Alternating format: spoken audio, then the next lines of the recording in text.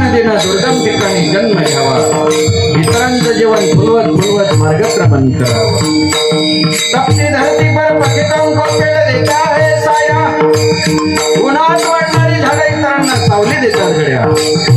भगवंतांना खारट पाण्यापासून बनतात, आपल्याला गोड पाणी देतात आणि जगाला सांगत असतात काय करा तो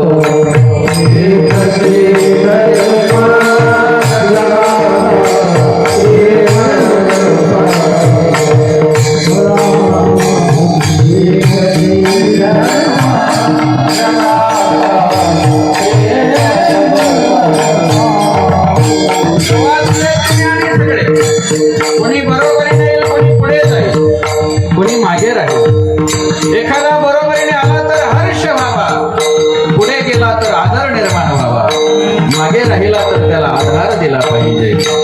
सगळ्यांवर प्रेम करत जगणं आज तर सुखी होण्याचा मार्ग आहे. म्हणून तर सानेगुरुजी सांगताय